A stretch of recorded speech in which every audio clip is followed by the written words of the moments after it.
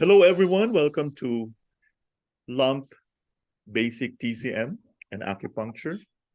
Let's start the ball rolling with the first presentation. So we will continue where we left off last time, deficiency states. Now let's talk about the bladder yin deficiency.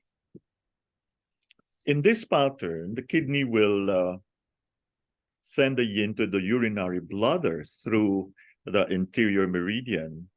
So because of the interior-exterior relationship. So obviously this will reduce the kidney yin. No? So symptoms of urinary bladder yin deficiency, there's frequent and little urination, urgency and burning. Treatment, tonify kidney yin using kidney 7, which is the tonification point. And then we needle also wrth 3, which is the front mu point of the urinary bladder, to improve the cooling and calming quality of the yin. So when you increase the kidney yin using this treatment, it will flow automatically into the urinary bladder yin until you equalize both energies. Okay?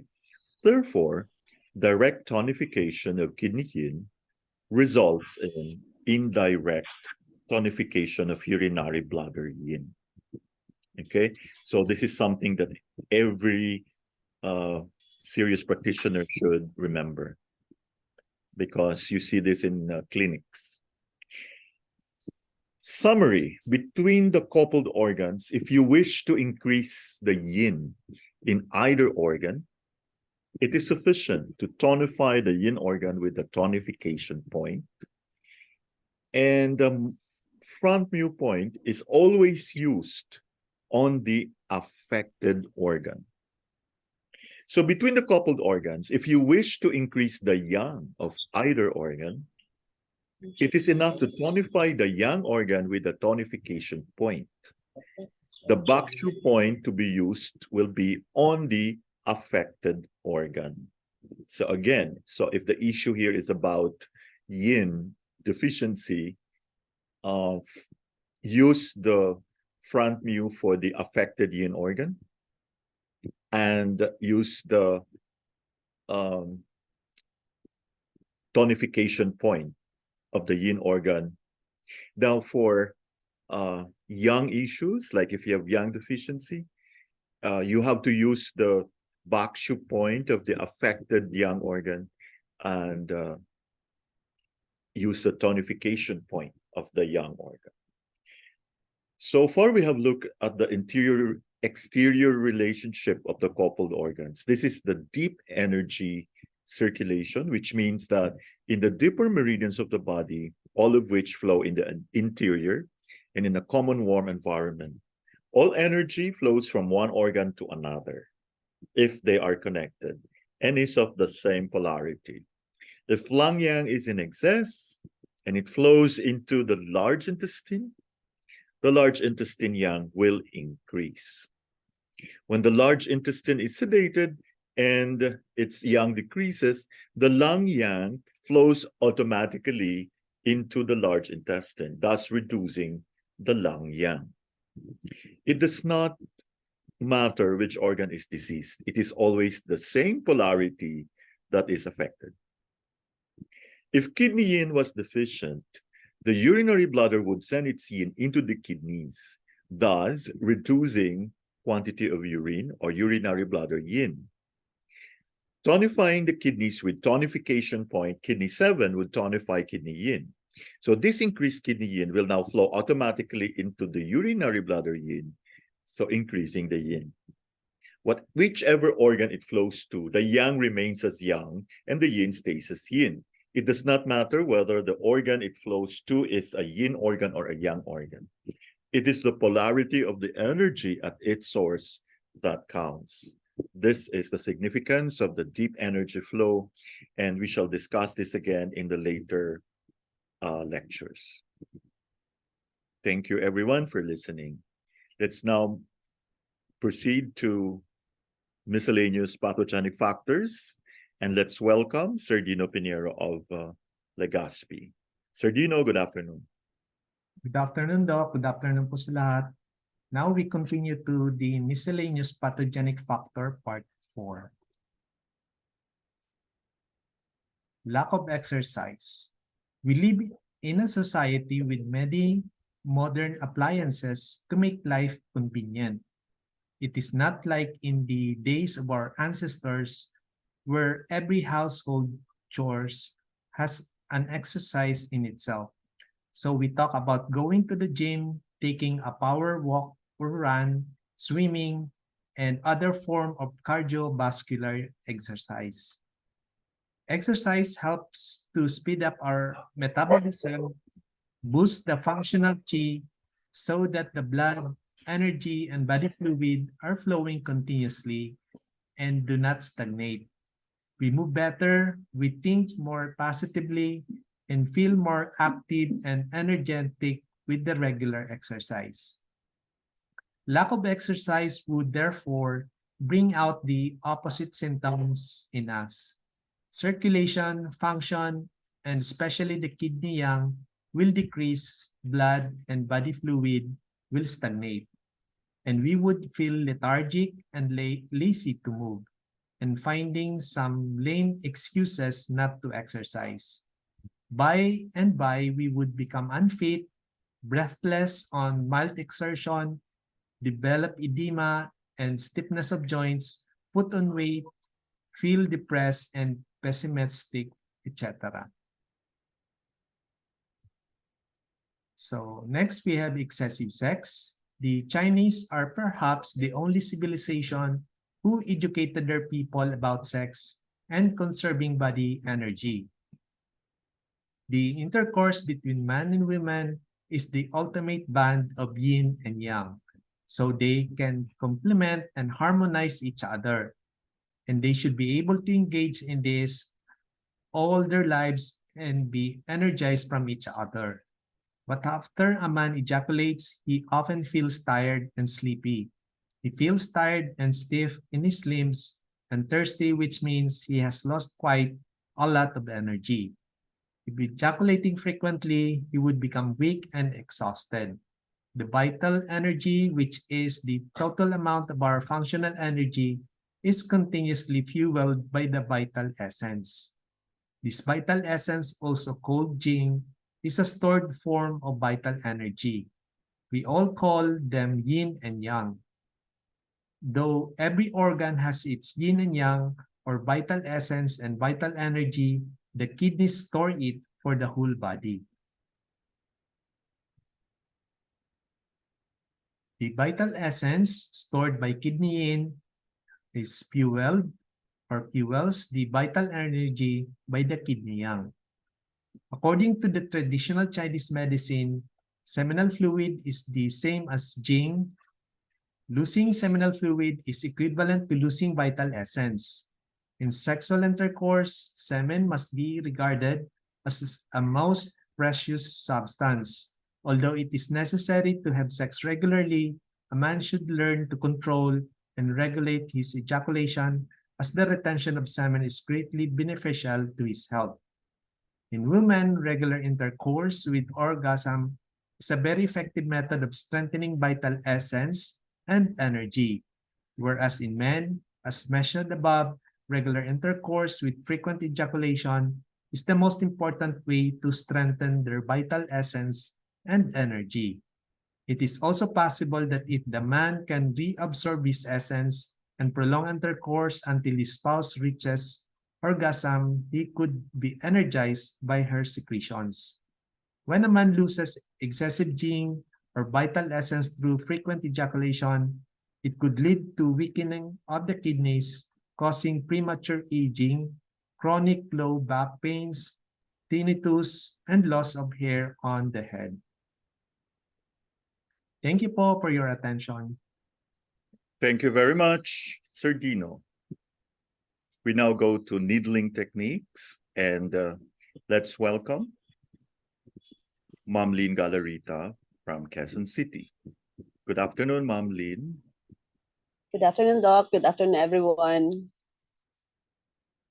Let's continue our discussion on needling techniques. We left off our discussion last time with thin and thick needles and their uses. Now we'll move on to length of needles. Acupuncture needles vary in length. The shorter ones are generally about 1.5 centimeters and the longest one are about 10 cm. The commonly used sizes are 1.5 to 4.5 centimeters.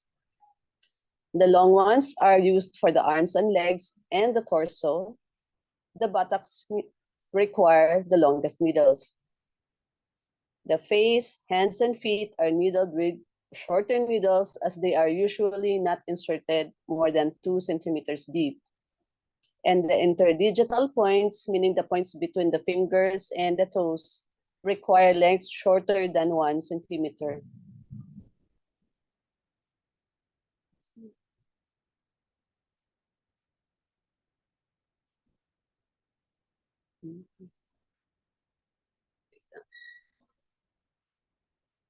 Acupuncture needles are commonly made of stainless steel with copper handles. But stainless steel needles with plastic handles and silver and gold-plated needles are also available. The color of the metal is considered important. For instance, while metal is cooling and calming and is good for improving yin or for cooling or for calming yang, yellow metal is more stimulating and activating and is good for tonifying yang or to activate the flow of yin. The balanced needle is ideally the one that has both colors. For stainless steel needle with copper needle. There have been many discussions on whether needles with plastic handles are less effective in comparison with metal handles, and whether there is flow of energy between the therapist and the patient through the needle. In my experience, energy is all permeating and has a tendency to flow from person to person, from the exterior to interior, from the interior to the exterior, but always from where it is in excess is to where it is deficient.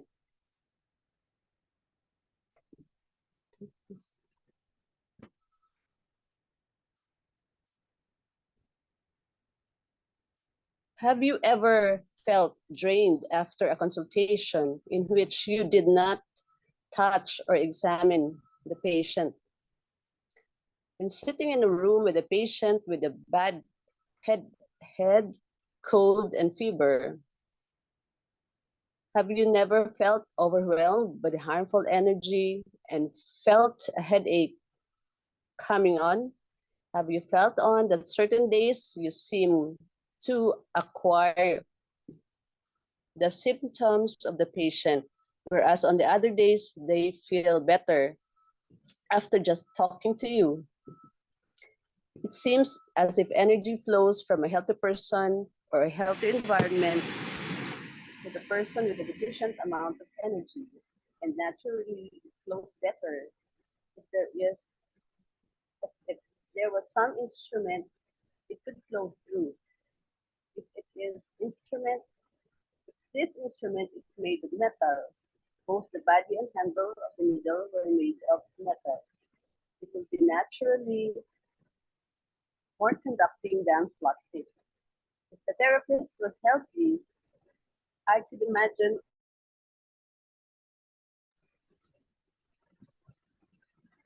all the patients feel better when treated in comparison to a sick therapist who might have the patient feeling drained of energy after treatment.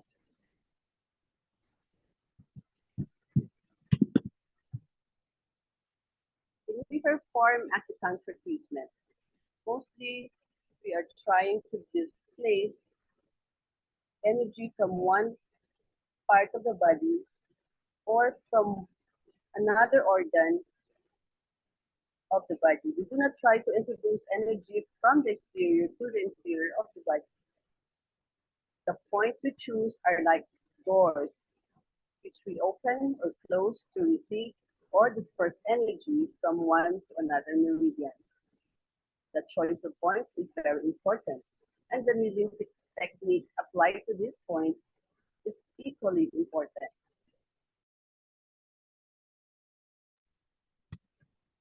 The use of the extraordinary therapies is like cream on the cake.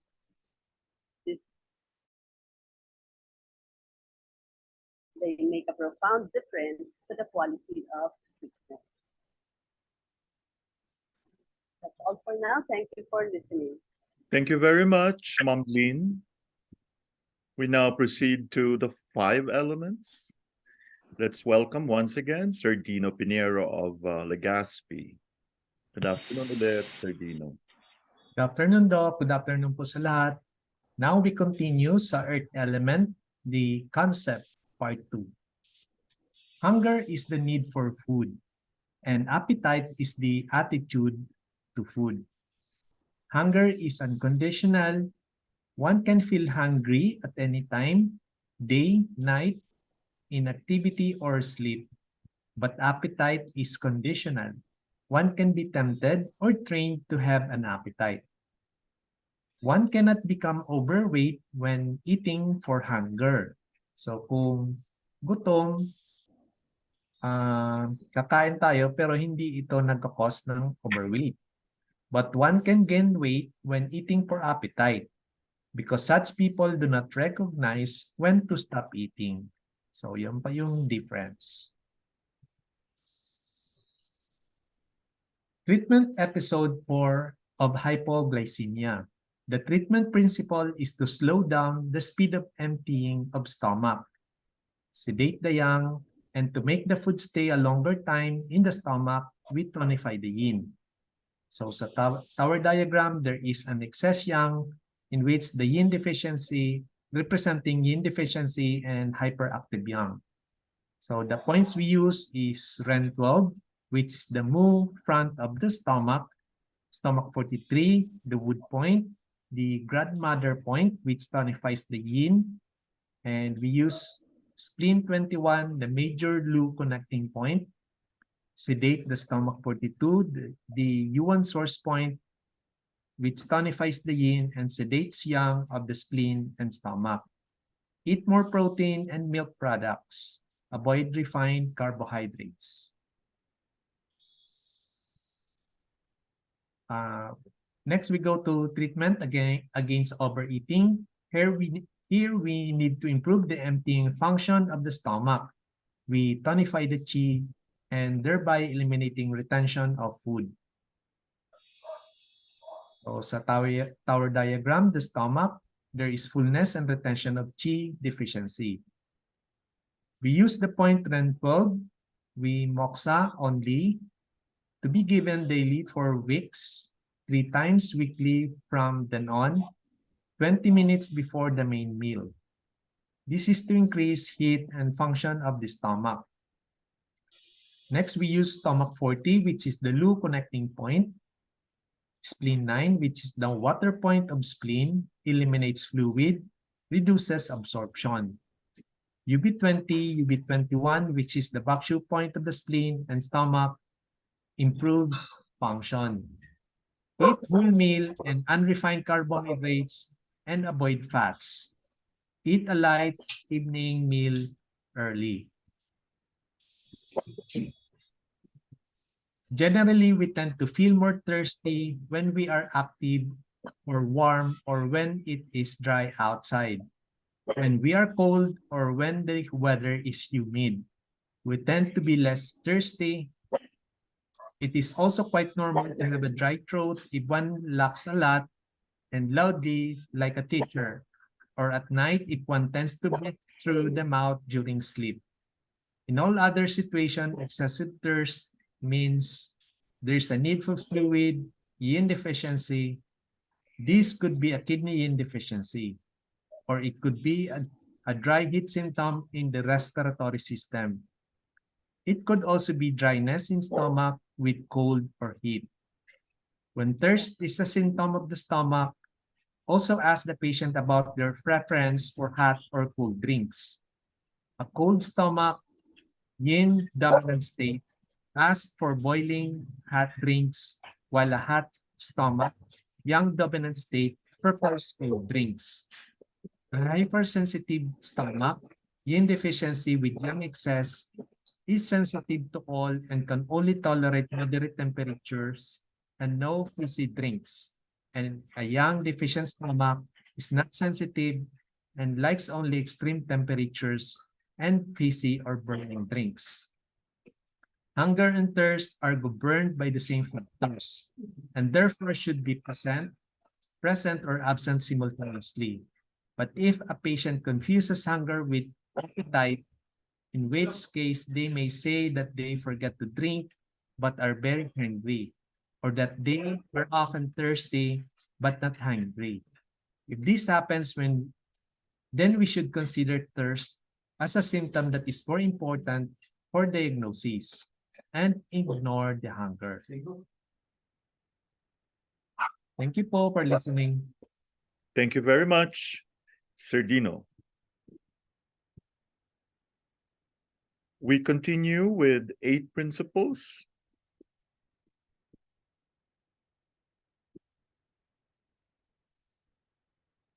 This time we talk about exterior and interior. So, Wei Qi versus the pathogenic factor. So if the condition is cold, exterior cold, there is mild fever, but the chills are severe. No sweating, no thirst. So when we look at the tongue, it looks normal. The tongue body is normal with a thin white coating. The pulse is floating and tight. If it's exterior heat, there is severe fever, mild chills, there is sweating, and there is thirst. Tongue, the tip is red with a thin yellow coat. Pulse, floating and rapid. If there is deficiency, if it's a deficiency condition, there is mild fever, mild chills, spontaneous sweating, no thirst. Tongue is pale with thin or no coating. The pulse is floating, slow, and weak. For excess condition, exterior, mild fever, severe chills, no sweat, no thirst. The tongue has a normal tongue body, and thin white coat. Pulse is floating and strong. Now let's talk about interior. Interior cold, lack of warmth. Okay, so internal imbalances affecting the organ functions. So there's pallor, cold limbs, no thirst or prefers hot drinks. Sputum is thin and white. Urine is clear, stools are loose. When you look at the tongue, it's pale or normal with white, slippery coating. Pulse is deep, slow, or tight.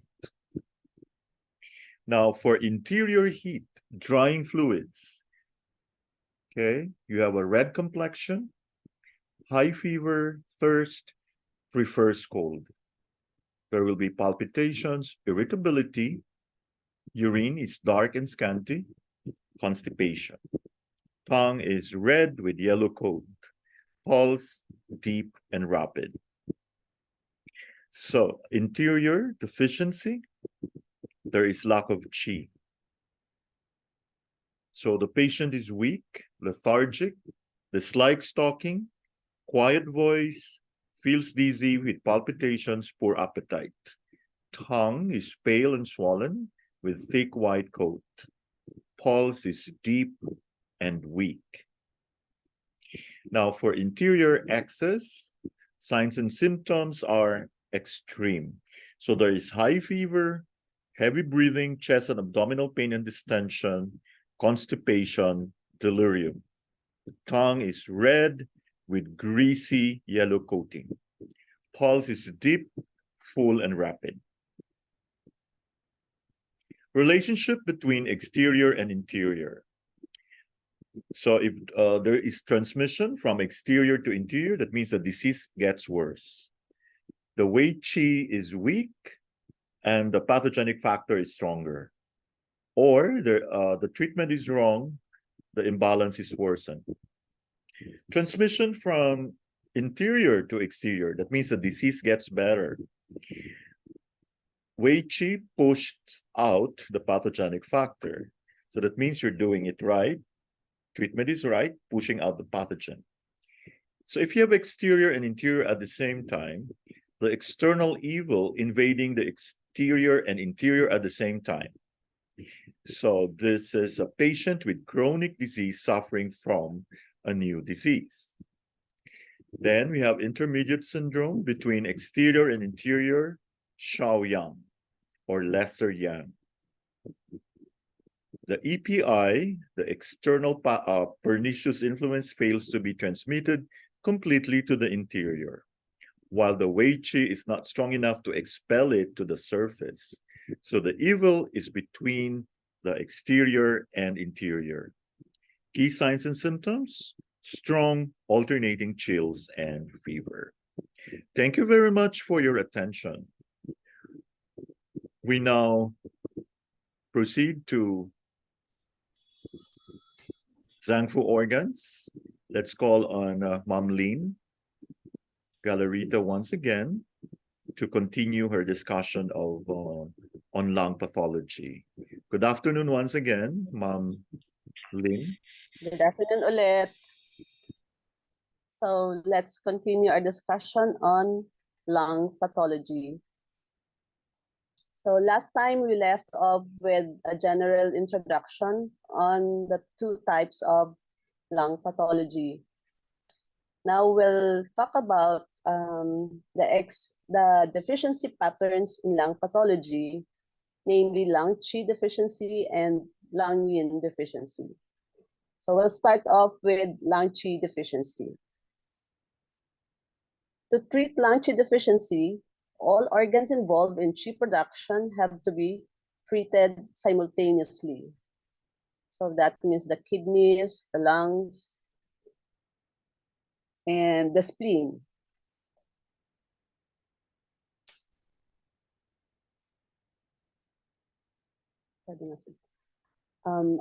The cardinal symptoms of lung qi deficiency are as follows: susceptibility to common cold, spontaneous sweating, low voice, a forceless cough, a shortness of breath on exertion, watery sputum, and aversion to cold.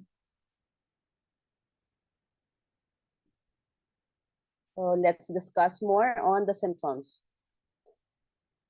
As lung qi is too weak to control respiration and to down bear qi, so that qi rises uncontrolled. This will cause a forceless voice.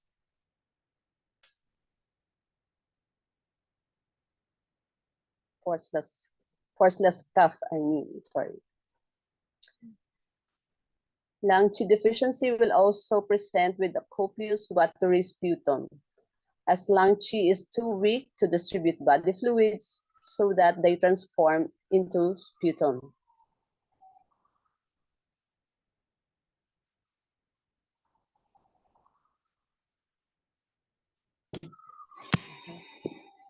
Lung qi is also too weak to control the vocal cords. Thus, people who have lung qi deficiency will present with a laziness to speak.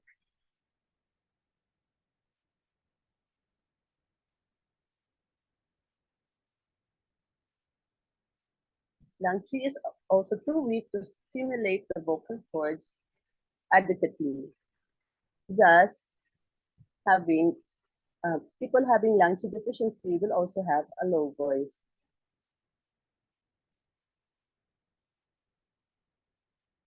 In lung qi deficiency, the defensive wei qi is sufficient and is not able to warm the skin and muscles. Thus, there is an aversion to cold.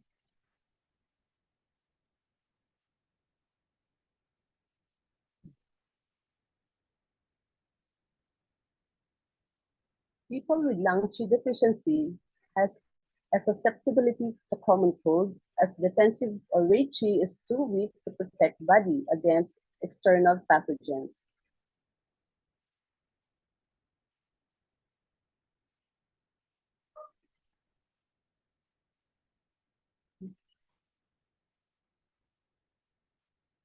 People with lung qi deficiency also present with shortness of breath on exertion, as lung qi is too weak to control respiration and down their qi so that it rises uncontrolled.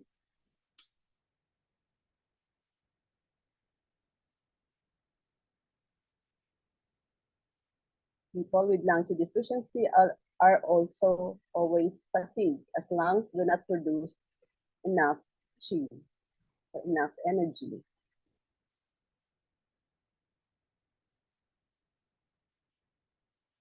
In lung qi deficiency, qi is also deficient and transportation of qi and blood to the face is impaired.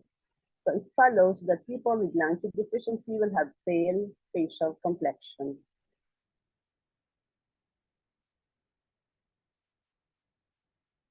Spontaneous sweating is also a symptom of lung qi deficiency, as opening and closing of pores is governed by lung qi.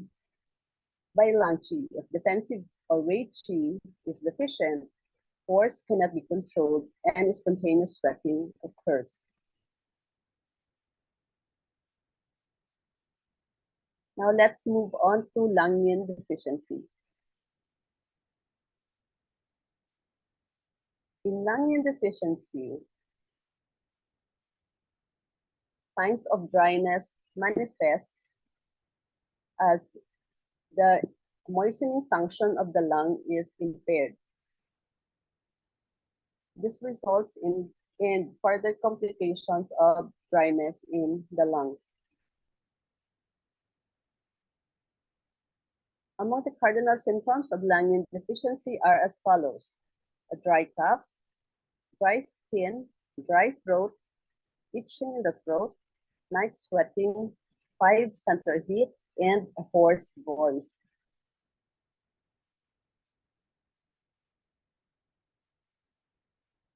Because lung is not moistened sufficiently, so the characteristic of cough is dry or cough with scant sticky sputum, in comparison with lung qi deficiency where there was a watery sputum.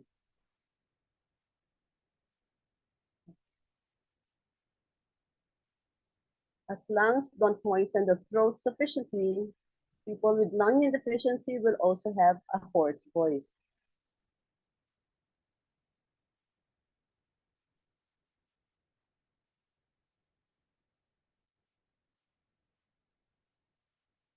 Aside from having a hoarse voice, lung qi deficient people will also have dry throat due to the insufficient moistening of the throat.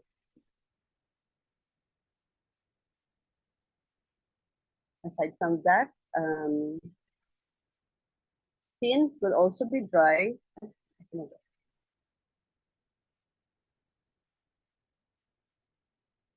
Lung qi deficiency will also present with dry skin as having the moistening function impaired.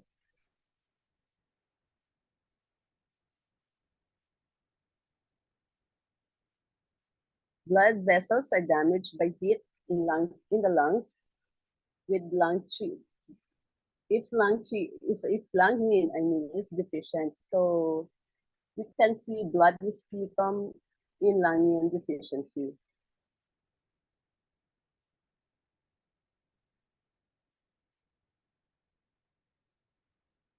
Lung yin deficiency, like other yin deficiency syndromes or patterns, will have night sweat. At night, defensive or weight qi that circulates in the bodies and the body's surface during the day moves back in yin organs. In yin deficiency, heat inside the body is increased.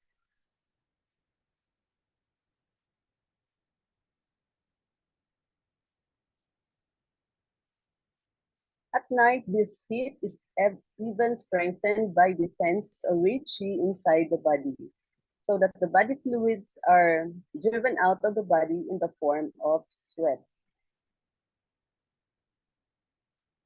That's all for now. Thank you for listening.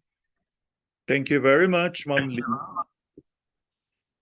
We now go to Meridian Theory. Let's call once again Sir Dino Pinheiro of Legazpi. Good afternoon, Doc. Good afternoon po Good sa lahat. afternoon po. Now we go to the urinary bladder meridian of the foot great young part 3. First, we have the urinary bladder UB22, which is located 1.5 June lateral to the posterior midline on the level of the lower border of the spinous process of the first lumbar vertebra, or L1. This is the back shoe point of the triple wormer, the function of which is to distribute heat and fluid evenly between the three warmers. When there is coldness all over, or when there is stagnation of dampness in one or all three warmers, this would be an ideal point to use.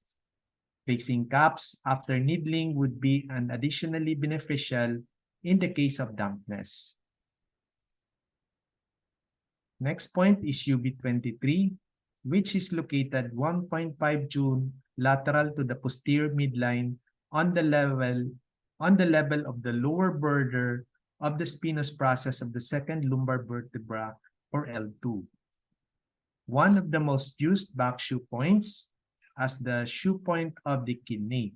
It is an important point for tonifying kidney yang to improve the urination and reproductive function. It is also used to treat cold feet, night urination, low sperm count, low libido, and yin-type backache. Between the two UB23 points is another important point for infertility, point 24 called gateway to life or Mingmen. Next is UB24, which is located 1.5 June lateral to the posterior midline on the level of the lower border of the spinous process of the third lumbar vertebra, L3. Not a back shoe point of an organ, this is called Chi Hai Shu, or the back shoe of the sea of energy. The Chi Hai point, Ren 6, is found below the navel and is used to draw from the stored energy around the umbilical cord after birth. Next point is UB25, which is located 1.5 June lateral to the posterior midline on the level of the lower border of the spinous process of the fourth lumbar vertebra, L4. This is the back shoe point of the large intestine.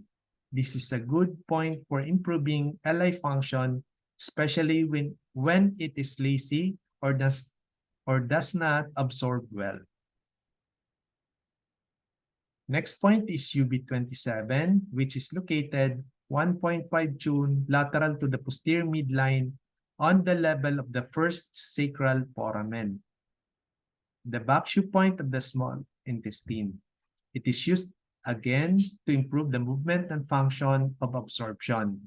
If patients complain of distension in the navel region and below with undigested light-colored stool following a meal, this would be the best point to use, perhaps together with moxa on point Ren 4, the front move point of the small intestine. Thank you po for your attention. Thank you very much, Sir Dino. We now come to the last presentation. Still on chest painful obstruction, we will continue discussing the pathology. Symptomatology of chest painful obstruction is characterized by obstruction of blood vessels, and this leads to pain. Blood stasis is therefore nearly always present in this condition, either by itself or in combination with other factors. In long-standing conditions, phlegm is often present, and this manifests with feeling of oppression of the chest. In chronic conditions, there is interaction between blood stasis and phlegm, with one aggravating the other. The spiritual axis says in chapter 81, when body fluids are harmonized, they are transformed into blood. Because body fluids provide the substance for the manufacture of blood, when they are pathologically transformed into phlegm, blood cannot be produced and move properly, and it stagnates. Because there is a process of mutual exchange between blood and body fluids, when blood stagnates over a long period of time, it will interfere with transformation of fluids and contribute to forming phlegm. For this reason, in chronic conditions of chest painful obstruction, especially in the elderly, blood stasis and phlegm are both present. If both kidney and heart yang are deficient, body fluids accumulate into phlegm. The clear yang cannot rise to open the heart orifices, and the turbid yin cannot descend. This causes chest pain and a feeling of oppression of the chest. So we now see here an interaction between phlegm and blood stasis. So each one will aggravate the other. Okay, so, and we see a connection between blood and body fluids. Pathogenic factor involved in chest painful obstruction can also be identified according to character of pain. A distending pain indicates chi stagnation. If accompanied by feeling of oppression or tightness of the chest, it indicates phlegm. Burning pain denotes heat or phlegm heat, while a very severe pain indicates cold retention in the blood vessels. Stabbing pain that is fixed and feels like a knife blade indicates blood stasis. Yang deficiency should be differentiated from retention of internal cold. Retention of cold, exposure to cold aggravates it. The patient has no aversion to cold, and the limbs feel cold to touch. Yang deficiency, the patient has aversion to cold, likes to curl up and cover up, feels cold, the face is pale, and the limbs feel cold to the touch. Thank you very much for joining. Hope to see you in our next presentation. Thank you, everyone.